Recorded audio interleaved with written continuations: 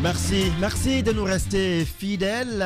L'émission se poursuit avec bien sûr la première thématique. On était avec vous, Tcherno Amadou Camara, sur cette question d'interdiction des manifestations, parce qu'aujourd'hui, on a comme l'impression qu'après l'article 77, c'est un autre article également de la même charte qui a quand même dit garantir toutes les libertés fondamentales de manifestation et autres étaient garanties. Oui, effectivement, c'est que on avait promis de faire l'amour à la Guinée, mais on viole la charte. Ce que je veux dire, chose qu'on appelle, c'est vrai, on a dépassé ce débat, dire que amalgame entre Force Vive et CNT, il n'y a pas d'amalgame sauf ceux qui veulent en faire pour justifier des forfaitures et des contournements de procédures.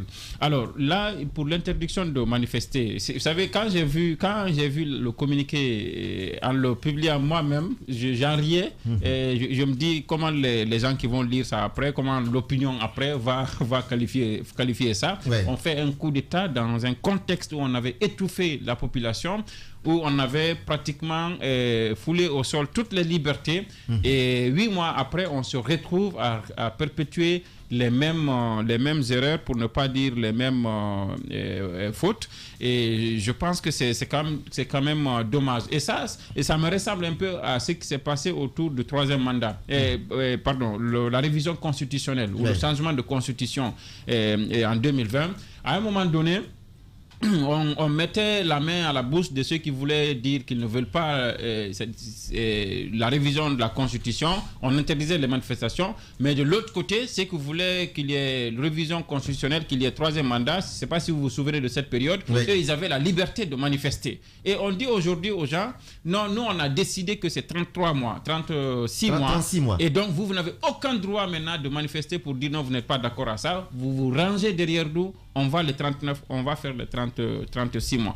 Mais même ça, il y a un élément, moi, qui m'a tiqué, qui m'a un peu intéressé. C'est depuis 2 ans, avant d'arriver à cette interdiction de manifester, là, pendant ces 3 ans, et c'est d'abord le premier paragraphe. Et je voudrais le lire pour nous tous. On dit: le Comité national du rassemblement pour le développement prend acte de la durée de 36 mois adopté par le Conseil national de CNT. D'abord, le CNRD fait remarquer que c'est le CNT qui a adopté 36 mois, alors que lui, il avait demandé 39. Alors, la deuxième partie de ce même paragraphe, parce qu'il n'y a qu'une virgule qui est là, on dit: en dépit de l'immensité des tâches impératives à l'ordre constitutionnel. C'est-à-dire que nous, on vous a dit qu'il faut...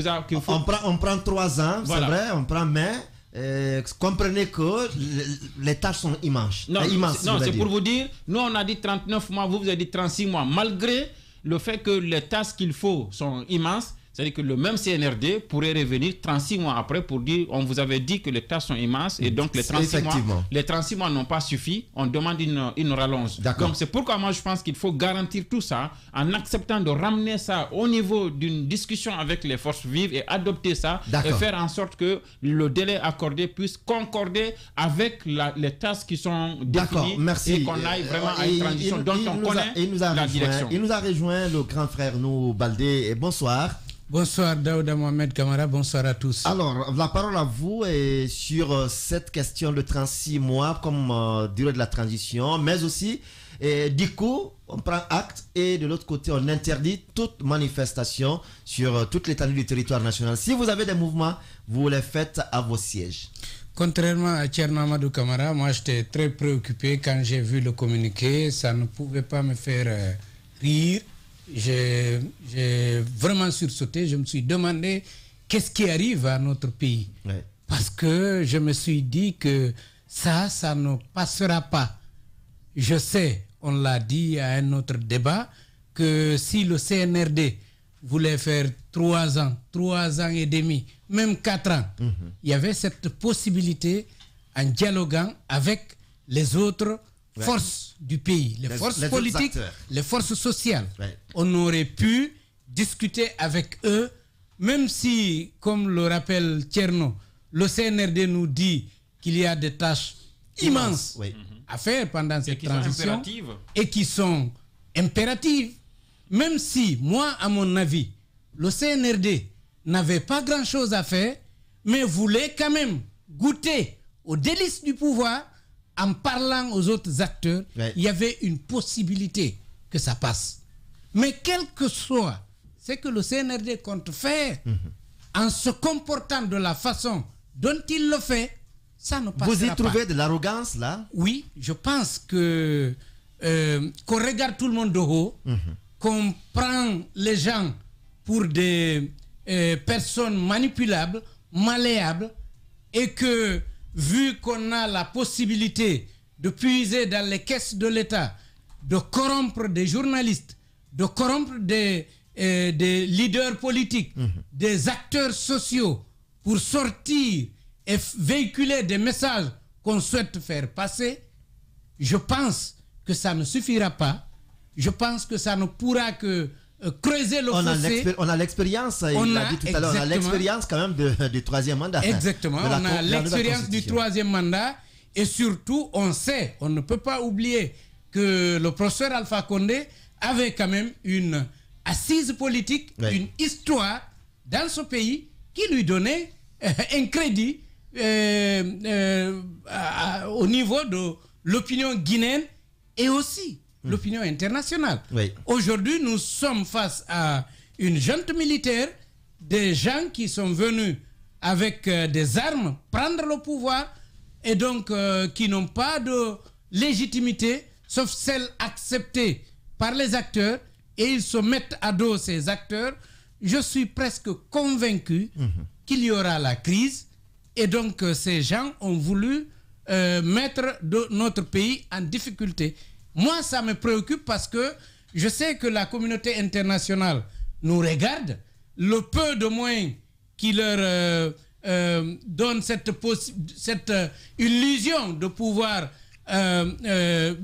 disons, révolutionner la Guinée, ça va tarir. Ça va il suffit que ceux qui donnent arrêtent, ils ne pourront pas.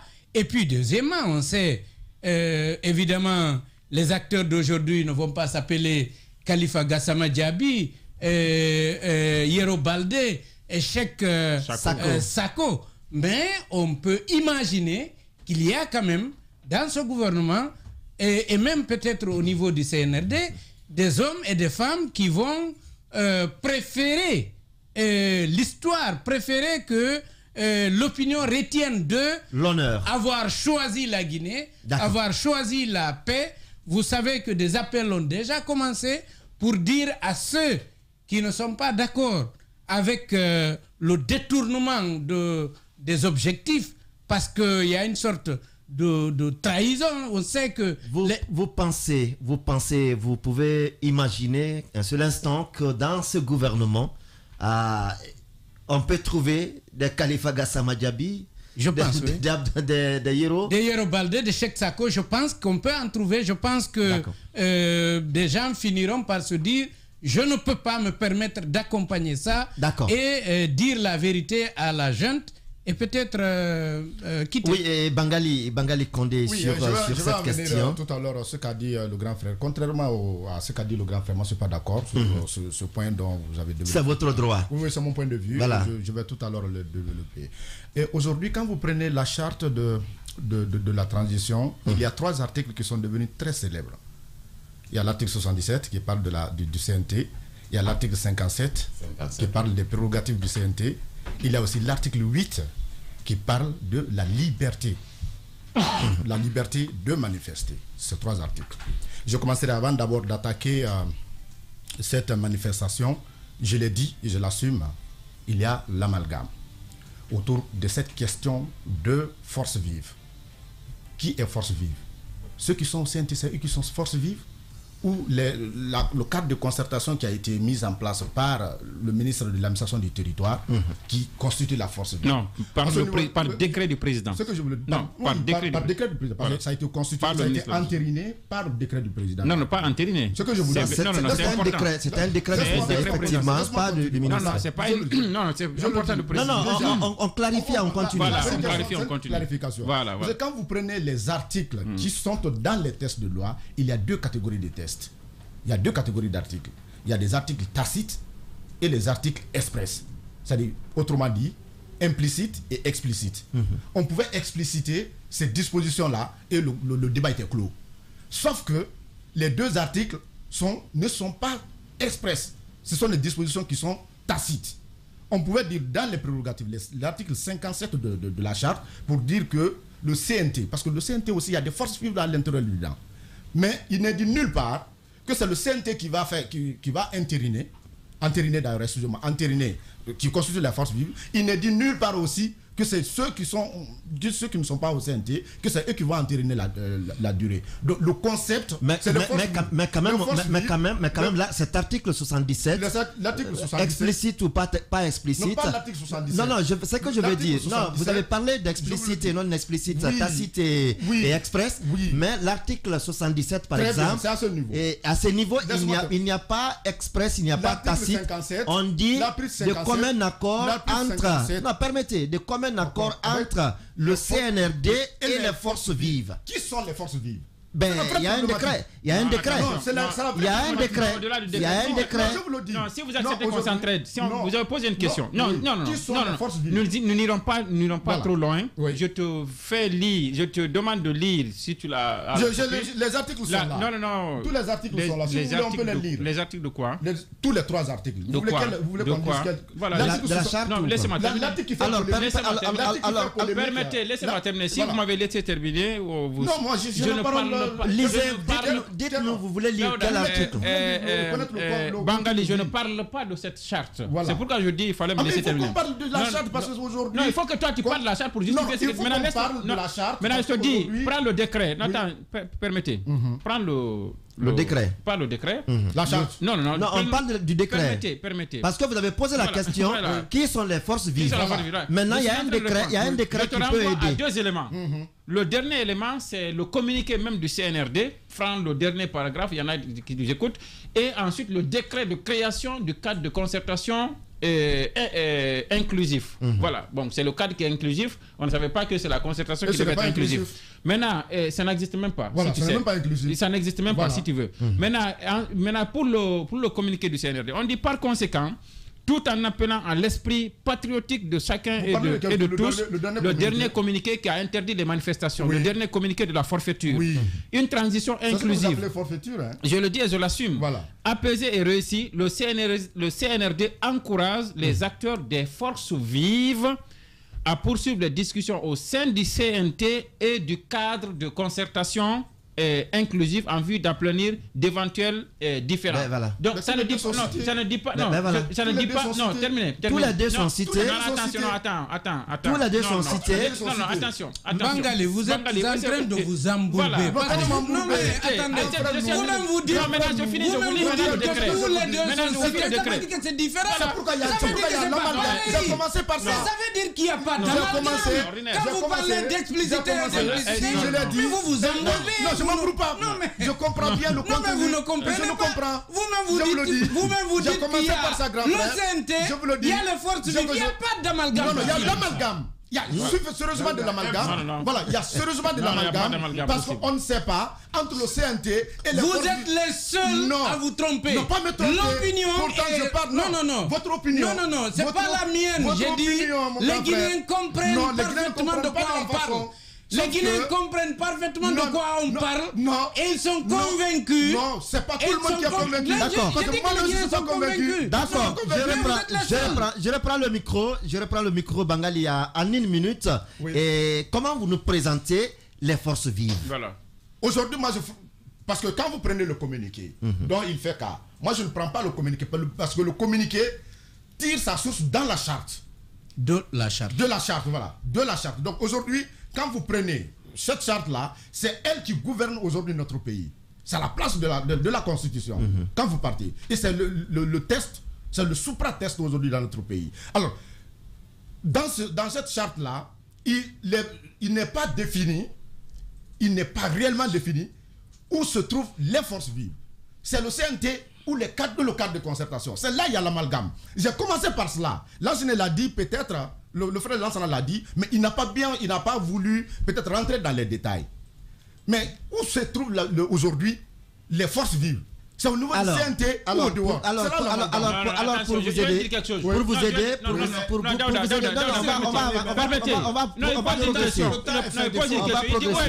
sont les forces vives? Vous savez, en matière de droit, parce qu'il parlait tout à l'heure d'articles tacites, explicites et autres là, c'est qui permettez. Non, tacite, c'est quand ça n'existe pas. Non, attention, permettez s'il vous plaît, les cours le cours de droit là commun à tous, on a eu ça. On n'est pas allé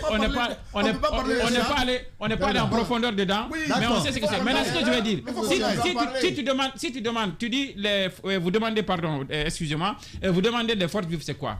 Si la charte n'a pas été claire. Je présume, mais je suis sûr que je suis convaincu qu'elle est claire. Elle a fait une démarcation entre ce qu'on appelle charte force vive et ce qu'on appelle CNT. Ça, je suis formé là-dessus. Maintenant, si on devait aller dans le sens... CNT, c'est un des organes. Voilà. Si on devait aller dans le sens que que des gens veulent imposer à l'opinion et dire qu'il y a amalgame et profiter de cet amalgame, faire passer une forfaiture, si on va dans ce sens, on dit donc la charte n'est pas claire.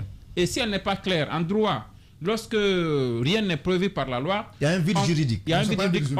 On va dans. Non, mais il y a un vide juridique. Permettez, si ça existe. Voilà, il y a ce qu'on appelle la jurisprudence. C'est-à-dire que lui, il a volé ça, mais dans la loi, il n'est pas prévu la sanction. Le vol de ça n'est pas prévu. On essaie de voir dans le passé, est-ce qu'il y a un tribunal qui a rendu. Non, je termine, qui a rendu un jugement dans ça. Si ça n'existe pas dans la charte, en 2010, qu'est-ce qu'on appelait charte force vive? En 2010, la transition de 2010, parce qu'on en a connu 2010. Les forces vives, c'était quoi? Les forces vives, c'était les partis politiques, les acteurs de la société civile, le syndicat, le syndicat, et prendre le cadre de concertation que le président lui-même il a créé par décret. Ce sont les partis politiques, les syndicats, les associations de médias, c'est ça. Donc, si vous estimez que dans la charte c'est flou, et la jurisprudence est là en 2010, c'est qu'on appelait force vive. C'est vrai, permettez. Alors, je ne vous ai pas coupé. Merci à Bangali, merci à Thierno Amadou, merci à Bangali, merci à Thierno Amadou Camara. La parole à présent à Alpha Cabinet Sidimé sur cette question. Est-ce qu'on va demeurer sur force vive ou pas force vive? Ma question que j'avais posée à Bangali, à laquelle il n'a pas répondu, il a préféré commencer de l'autre côté, c'est bien l'interdiction aujourd'hui des manifestations. Voilà, par rapport à l'interdiction des manifestations, avant qu'on arrive là, parce que les autres ont broussé un peu sur cette situation de force vive, ou qui l'est, qui ne l'est pas. Moi, je me dis tout simplement que le CNRD est tombé dans son propre piège. Si toutefois le CNRD savait qu'il y a des forces vives en dehors du CNT, moi je pense que c'était au CNRD, pendant que le CNT est là, on pouvait modifier un des articles au CNT. C'est ça. Le CNRD ne l'a pas fait. C'est ça. On met dans l'article 77 CNT, CNRD et les forces vives. Et au même moment, malheureusement, il y a de quoi que la polémique continue. Parce que nous ne savons pas qui est force vive et qui est même CNRD aujourd'hui. Il y a cette question qui se pose. Ça, c'est un autre débat. Il y a cette question. Puisqu'on dit dans l'article 77, CNRD, CNT et forces vives. CNRD, c'est l'ensemble des forces de défense et de sécurité. En me basant sur ce que Amadou a dit, forces vives, nous savons tous, ce sont les partis politiques, ce sont les organisations de la société civile, ce sont les syndicats, même nous, journalistes, nous y sommes. Qu'est-ce qu'on fait du CNT? Mais aujourd'hui, le CNRD, nous ne savons pas qui est CNRD, qui ne l'est pas. Donc là, il y a amalgame, il y a confusion. Il demande qu'est-ce que fait le CNRD. Non, il demande qu'est-ce que fait le CNT. Il y a amalgame. Non, il demande le CNT dans des organes. Moi, j'ai un autre regard sur le CNT. Oui. Aujourd'hui, si vous êtes au CNT, vous n'êtes plus représentant de votre parti politique. Oui. Vous êtes conseiller national. Vous n'avez pas de mandat impératif. Vous n'avez pas de mandat impératif. Pour preuve, Sayon, il n'a pas voté. Ahmed Tidiane, c'est là, n'a pas voté. Il y a un autre de l'UFDG, n'a pas voté. Mais ce sont les Fadja. Les partis politiques ne leur ont pas dit certainement de ne pas voter. Ils sont là-bas, ils ont pris des décisions. Même si cela répondait aussi aux attentes. Même voilà, même si cela répondait aux attentes. Voilà. Mais quand on est membre du CNT, on est conseiller national. D'accord. Maintenant, sur cette décision, parce qu'on a vu le FNDC, par exemple, qui en tout cas, qui annonce défier le CNRD parce qu'il va manifester comme il l'a annoncé, et c'est là pour quand même jouir de ses droits. Sur cette question, il faut dépassionner un peu. Il faut dépassionner. Il n'y a pas un peu le sens de faire un décès. Sur cette question, maintenant il faut dépassionner. Je le dis bien, il faut dépassionner le débat. Parce que au regard de ce qui se passe, de ce qui se trame un peu, il y a de quoi aujourd'hui que certains partis politiques qui n'ont pas d'autre choix que les manifestations prennent ces menaces. Là, il y a de quoi. On parle. Il y a le RPG, par exemple, quand on prend le RPG aujourd'hui. Le RPG de nos jours est sans tête. Tous les dinosaures, tous les responsables sont à la maison centrale. Saloum Cissé, oui, Saloum Cissé n'est pas la maison centrale. Saloum Cissé n'est pas la maison centrale. Le président du conseil exécutif provisoire d'abord, qui remplace Alpha Condé aujourd'hui, est à la maison centrale. Oui, mais il y a le secrétaire permanent. Oui, écoutez, je parle des responsables. Alpha Condé est libre. Saloum Cissé a dit clairement qu'Alpha Condé n'est pas libre. Mais c'est pas Saloum Cissé. C'est le CNRD qui nous a dit qu'Alpha Condé est libre de ses mouvements. Je pense qu'il faut le laisser terminer. Voilà, je pense, voilà. Donc, il y a de quoi. Eux, là, aujourd'hui, le RPG, il y a ces responsables qui sont en tôle. Il y a d'autres, ceux qui ne sont pas en tôle, sont poursuivis. Et ceux qui ne sont pas poursuivis sont menacés de poursuite. Par rapport à cette histoire de CRIEF, vous pensez que le RPG, pris individuellement aujourd'hui, a d'autres recours, si ce n'est pas la rue? Non. Ce qui veut dire ça prouve à suffisance le déplacement d'ailleurs du RPG au siège de l'UFDG pour s'unir, pour le... Oui, maintenant, mais ce sont des individus qui sont partis. Non. Si je peux, les cris sont à la base. Les cris sont à la base aussi bien à l'UFDG qu'au RPG. Si je peux continuer ma démarche, je pense que les auditeurs ou les téléspectateurs me comprendront. J'ai parlé du RPG, forcément il faut que je parle aussi de l'UFDG. L'UFDG, du côté de l'UFDG, ça fait plusieurs semaines, plusieurs mois d'ailleurs, plusieurs semaines, moi j'ai dit plusieurs semaines, que là Selouda Diallo n'est pas là. Et il y a eu assez de poursuites engagées contre des anciens dignitaires du régime Alpha Condé. De l'autre côté, parallèlement, on parle d'Air Guinée, on parle des rails, on parle d'autres choses qui peuvent être des chefs d'accusation contre des personnalités de l'UFDG. Donc, il y a cette crainte qui plane aujourd'hui sur la tête de ces responsables. Donc, en clair, pensez-vous que ces gens-là ne pourront-ils pas cautionner aujourd'hui qu'on descende dans la rue? Je rappelle en même temps, au temps d'Alpha Condé, il y a eu plus de 1000 et quelques manifestations dans la rue. Ça n'a absolument rien changé. Oui, mais ça n'a pas empêché Alpha. Il y a eu des morts. Il y a eu des morts. Je les regrette. Il y a eu des dégâts matériels. Il y a beaucoup de problèmes. Ça a retenu le pays dans une situation qui n'était pas cambrélisante. Il y a eu des morts, nous les regrettons tous. Il y a eu des biens d'autrui qui ont été pillés. Nous les regrettons tous. Il y a eu des incendies partout en Guinée. Nous les regrettons tous. Ça prouve à suffisance que est-ce que ces manifestations, en clair, ces menaces de manifestation aujourd'hui sont les solutions à nos problèmes? En clair, c'est la question que en clair, à vous comprendre, il y aura forcément manifestation. Les gens vont sortir. Il y aura forcément manifestation parce qu'ils n'ont pas de quoi à faire aujourd'hui. Il y a des menaces qui pèsent sur ces responsables. Oui, rapidement. Voilà, rapidement, parce que tout à l'heure, honnêtement, on était avec un sujet trop passionné. Maintenant, on va dépassionner les débats en abordant cette question très importante de l'interdiction de la manifestation. Moi, je pense qu'aujourd'hui, nous l'a dit tantôt, je partage effectivement son point de vue. Aujourd'hui, oui, pour une des rares fois, certes. Mais il se trouve qu'aujourd'hui, je pense que le CNRD ne devrait pas s'inscrire dans une logique d'interdire carrément des manifestations.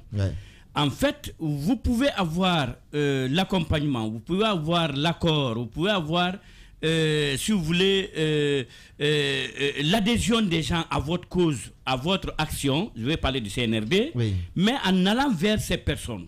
Aujourd'hui, on est tous d'accord que le CNRD, pour dérouler, et c'est comme un pouvoir aussi élu, pour dérouler son calendrier, son chronogramme, pour faire ses tâches, a besoin de la stabilité. De la tranquillité. De la tranquillité. Parce que lorsque la cité est agitée, vous comprendrez bien que l'économie prendra un coup, le social prendra un coup, et donc, de façon générale, la vie prendra un coup. Et donc, puisqu'on a besoin de cette stabilité, je pense que la meilleure manière, ce n'est pas de montrer la force, mais c'est d'aller vers l'autre. Parce que vous savez, dans cette force de rapport, plus vous êtes fort, plus vous devez être celui-là qui se plie encore davantage.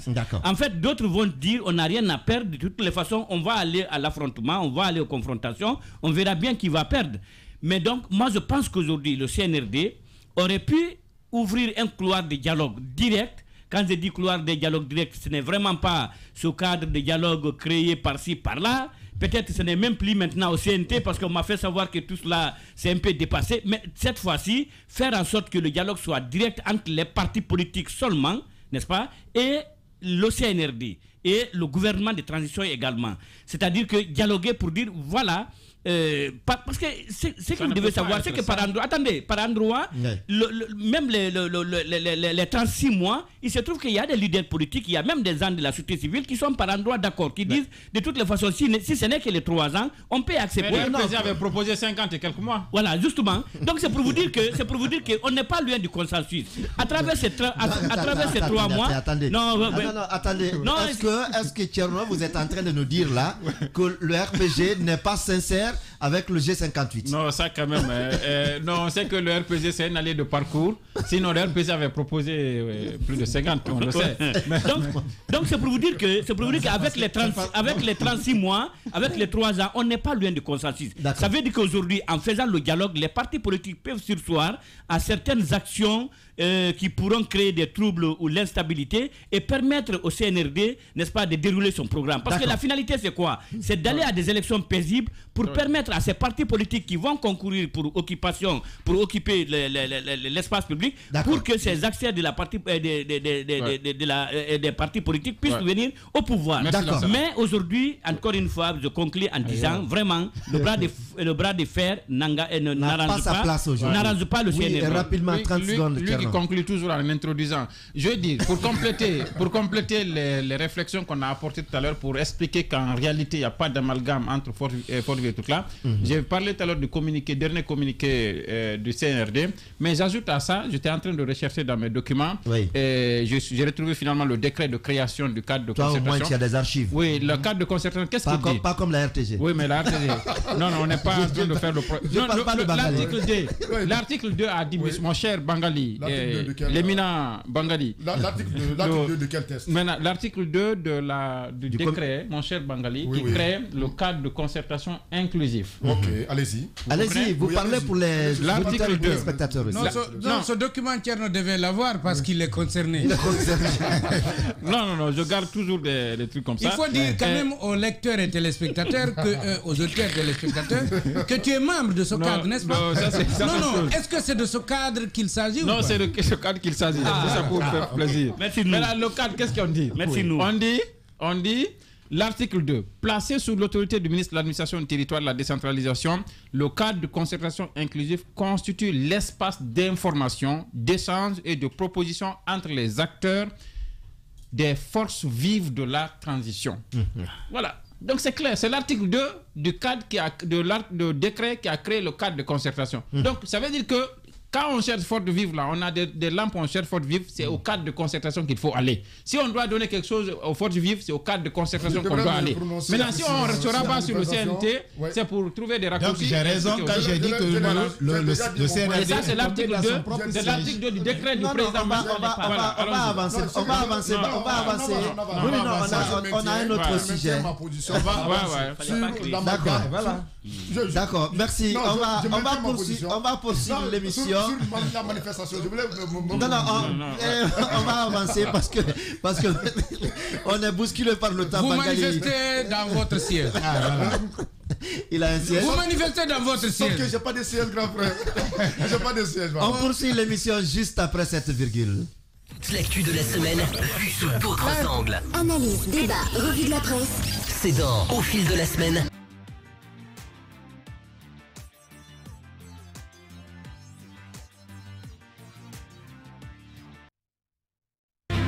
Merci, on poursuit l'émission et c'est pourquoi j'ai dit que Bangali c'est embourbé lui tout seul et nous Balé l'a dit, selon l'animateur, il s'est embourbé tout seul.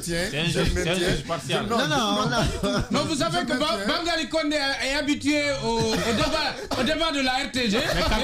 Carte sur table. C'est l'émission carte sur table, on ne met pas toutes les cartes sur table. Je suis l'un des jeunes rares à la RTG qui a qui cherche de bons superlatifs pour les chefs. Non, je le dis, j'insiste là-dessus. D'accord. Mais lui n'a pas voulu que je me prononce sur cette manifestation-là. C'est pourtant la question que je t'avais posée, mais tu l'as laissé comprendre autre chose. Il y a lu le film. Rapidement, alors, on vous donne cette chance. Ne lui a pas permis. Par rapport à la manifestation. Voilà, par rapport aux manifestations de rue, moi je pense que... Vous voulez manifester à la RTG contre la nouvelle direction pour l'amélioration des conditions de vie, pour que vous ayez un peu plus de liberté? Chacun peut manifester. Non, est-ce que c'est pour ça que vous tenez à vous prononcer sur la manifestation? On parle des manifestations interdites par le CNRD. Voilà, les manifestations interdites par le CNRD veut interdire. Sidimé l'a dit tout à l'heure, c'est important qu'on en parle parce qu'il y a eu des centaines de manifestations dans notre pays. Qu'est-ce que ça nous a donné? Plus de 1500. Alors, ça ne nous a rien apporté au fait. Et aujourd'hui... Non, c'est faux, mais attendez. Mais vous pouvez pas dire ça. Mais attendez, de toute la gouvernance, d'Alpha Condé, chaque fois qu'il a posé un acte, c'est après des manifestations. C'est après. Oui, c'est ça que je dis. C'est après des manifestations qu'il a fait des concessions. C'est là qu'il y a eu des élections législatives. C'est là qu'il y a eu tous les progrès qu'on a enregistrés. Même pour avoir l'électricité dans un quartier, il a fallu manifester. Il a une opinion. Non, je suis un frère. Il dit que ça n'a servi à rien, ça a toujours servi. Ce que je vous dis, j'insiste aussi là-dessus. Vous savez, il y a eu une série de manifestations dans notre pays. Ça ne nous a rien apporté. Mais c'est vous qui le dites. Ça a toujours été. Un seul Guinéen mort, c'est de trop. C'est la responsabilité. Mais c'est pour cela qu'on dit de ne pas tuer les manifestants. C'est pour cela qu'on demande à la sécurité de sécuriser, de faire en sorte qu'il y ait des manifestations pacifiques, qu'il n'y ait même pas de blessés. D'accord. Merci. On va poursuivre. Non, on n'a qu'à me laisser continuer là. Non, c'est une opinion qui peut passer à la RTG. Non, ça passe partout. Non, ça passe partout. Ça passe partout, même sur l'espace. Ça passe. Alors, on poursuit l'émission avec le second sujet. Je disais, la chose a paru comme bizarre ou extraordinaire, longtemps présenté comme cet homme de rigueur, le général à la retraite, aura surpris cette semaine une certaine opinion. Bachir Diallo, puisqu'il s'agit de lui, a administré cette semaine une paire de gifles à un capitaine de la police. Je confirme avoir été giflé par le ministre. Je me sens un peu bien parce que j'ai pris des produits. Il m'a giflé dans mon bureau. L'acte s'est passé à 14h. C'est pas moi qui le dis, c'est le capitaine Aboubakar Souma. C'est donc pas Lamine qui t'a giflé? Non, pas du tout. C'est pas Adafou. De celui qui a été giflé. Lamine mesure bien la valeur de l'être humain. Il ne gifle pas. De l'être humain. Même son vigile, il le respecte. Ça, c'est important. Même son vigile, son technicien de surface, il le respecte. Il ne gifle pas. C'est pas évident qu'il engage le combat. Alors, je commence avec vous, nous, Baldé, sur cette question. Et ce n'est quand même pas une première, comme on le dit, avec Bachir Diallo. On nous apprend également que c'est le même Bachir qui aurait giflé Moussa Dadis Camara en 2007. Ah, ça, c'est ma première nouvelle, je ne le savais pas. Honnêtement, non mais attendez. honnêtement, je ne le savais pas. Quand vous avez dit que ce n'est pas une première, je voyais plutôt les gifles des personnalités officielles. Je voyais la gifle Titi Camara Bantamasso, chef de cabinet Taran et d'autres gifles de ce genre. On raconte que Lansana Conté lançait même des chaussures sur certains. Je pensais à ça. Par rapport à Bachir, honnêtement, je ne savais pas du tout. C'est ce qu'on nous apprend. Hein? Ok, d'accord. Et plus sérieusement, je pense honnêtement que ce n'est pas du tout bien. C'est pas du tout à accepter. On a blagué sur Lamine ou d'autres personnes. On sait que même en blaguant, on ne doit pas le faire. On doit respecter le collaborateur, quel qu'il soit, et quelle que soit la faute qu'on lui reprocherait, ça ne doit pas se faire. Mais j'ai l'impression aussi que par rapport à cette affaire, il y a une sorte de manipulation. Ça, je le sens en écoutant les confrères, notamment les journalistes dans les médias.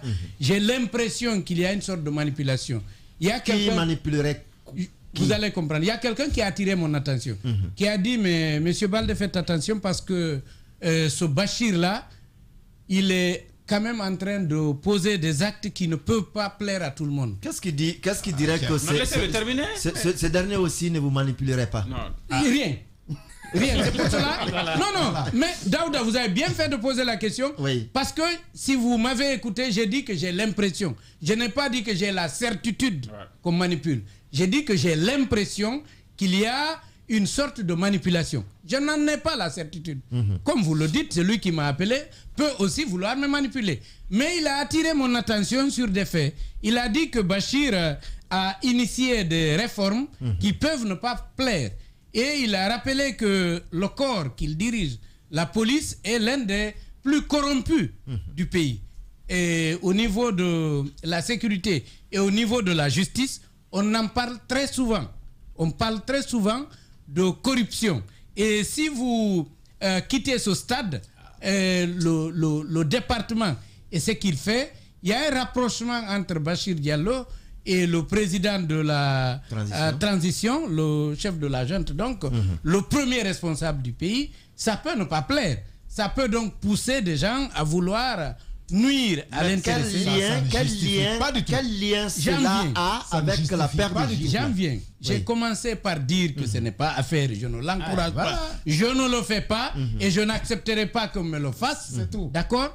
Que ce soit en famille et au niveau de la profession, je ne le fais pas et je ne l'encourage pas. D'accord. Mais je dis après l'acte, puisqu'il y a une commission de l'acte et puisqu'on a vécu d'autres qui n'ont pas connu une telle amplification, autant de commentaires, il y a cette impression de manipulation. Permettez-moi, s'il vous plaît, de faire juste un petit parallèle. Allez-y. Par rapport à l'actualité. Le mariage de Tamba, on voulait en parler la semaine dernière, on n'en a pas non, mais il est trop petit, parlé. Hein. Non. Oui. Je suis en train de dire que, à mon avis, il y a une sorte de manipulation dont on est souvent victime, quelquefois de façon innocente. Vous comprenez? Quand vous prenez le mariage de Tamba, il n'y a pas longtemps que quelqu'un, je pense hier ou avant-hier, quelqu'un m'a envoyé une image de Mboma qui aurait pris comme épouse la fille de Ba Ousmane, mais qui s'est... Ce n'est pas la fille de Ba Ousmane. Ok, d'accord. C'est la fille d'une des épouses de Ba Ousmane qui a été mariée. Mais je dis, quelqu'un m'a envoyé l'image là. L'idée, c'est de dire que on raconte, moi je n'ai pas pu vérifier, que Mboma s'est converti en islam pour le faire. Vous voyez, ça ne fait pas trop de tapage. Quand de l'autre côté, ça fait assez de tapage, là aussi, quelqu'un a attiré mon attention sur le soutien des étrangers au niveau des religions. Vous savez, sous Alpha Condé, souvent, on a pris des décisions pour interdire un soutien financier étranger. Vous comprenez? Donc il y a ce risque-là que des camps soient soutenus et que ceux qui sont dans ces mouvements manipulent le reste des acteurs, de ceux qui s'expriment, et tout le monde tombe dans ça et on se met à attaquer des gens quelquefois, même s'ils ont commis des fautes, mais qui ne méritent pas le traitement. Merci, oui. Alpha Kabila Sidimé, rapidement sur cette question, parce que vous avez vu, hein, on est carrément bousculé là, je vais titiller mon frère, il a perdu du temps. Non, vas-y. Quelqu'un donne son opinion, tu dis qu'il a perdu son temps. Non, toi, tu vas à ton sens. Donc, moi, je vais être bref. Voilà. Parce que rien ne justifie cette paire de gifles de la part d'un ministre infligé à un capitaine de police. Je n'ai pas justifié ça. Rien ne le justifie. Ce n'est pas parce qu'il a engagé des réformes courageuses et que d'aucuns n'apprécieraient pas qu'il faut quand même gifler un capitaine de police. J'étais juste à côté le jour de l'événement. Peut-être que à côté, je venais à peine. Peut-être que la paire de gifles peut aussi être un élément de réforme. Sortir de la cour. Okay. Non, écoutez, je venais à peine de sortir de la cour. J'y étais, Daouda. J'y étais pour mon passeport. À peine sorti, on me gifle, on me siffle l'information. Oui. Je retourne pour comprendre mieux. Le capitaine d'ailleurs, il est marié, il a 7 enfants. Quand il vient à Koléa le dimanche soir, il ne ressort que le samedi soir. C'est pour vous dire tout simplement qu'il passe toute la semaine dans la cour. Oui. Il était de garde. Le ministre, s'il a engagé des réformes, ça c'est d'ordre administratif. La garde, d'accord. C'est son devoir, ça. C'est son devoir. Aucun ministre ne peut être à la tête d'un département sans engager une réforme. Mais en Guinée, on a cette habitude aussi de croire qu'une réforme courageuse n'est jamais acceptée dans un département ministériel. Donc, il suffit d'un couac pour qu'on dise « Ah non, c'est parce que j'ai engagé des réformes ici. » Le DG de la Caisse nationale de prévoyance sociale, Dr Fodé Sissé, qu'on a limogé la fois dernière par rapport à cette situation de plus de 250 millions détournés. On dit oui qu'il avait engagé des réformes, donc c'est ce qui ne plaît pas aux autres, c'est pour cela qu'il est là-bas. Finalement, il est limogé. Qu'on arrête ça. D'accord. Toutes ces directions, tous ces ministres engagent des réformes. Maintenant, je continue, je conclue. Non, je n'ai pas terminé. Mais il faut que tu acceptes. Voilà, donc rien ne justifie cette paire de gifles. Merci, vous êtes compris. Au capitaine. Mais par ailleurs aussi, il est important de souligner qu'il y a assez de motards qui sont aussi giflés, par les policiers dans la rue. Et c'est les mêmes droits, c'est les mêmes abus de pouvoir. C'est extrêmement important de le souligner. Est-ce que le capitaine a giflé quelqu'un devant toi? Oui.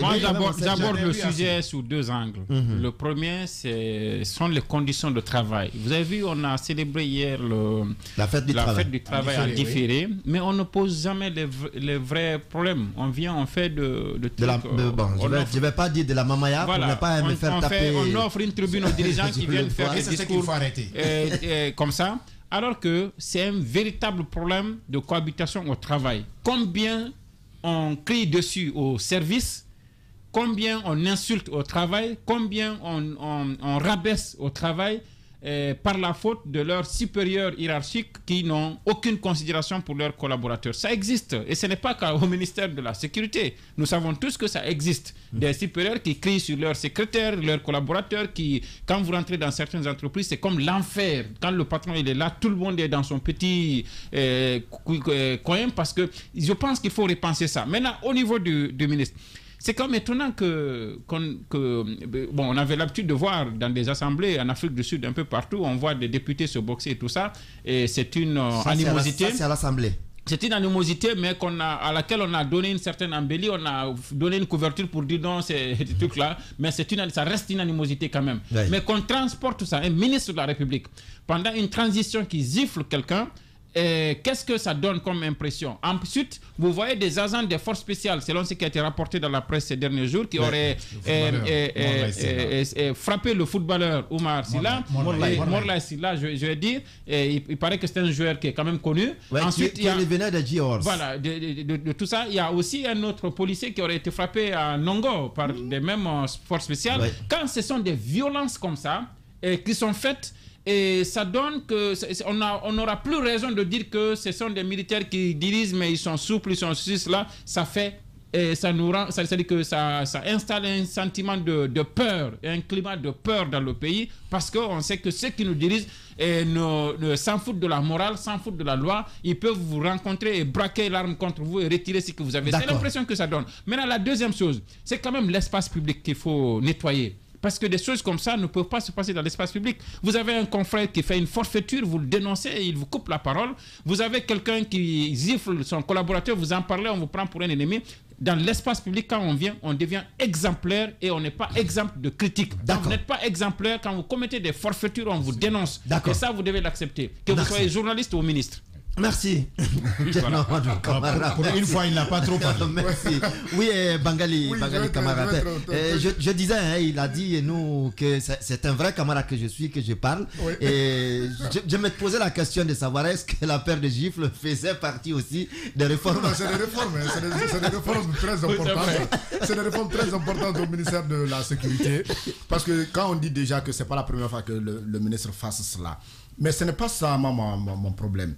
Le jeune qui a été... Le monsieur, vieux, hein? Le monsieur qui a été giflé, ce capitaine-là, moi j'apprécie beaucoup son attitude. Oui.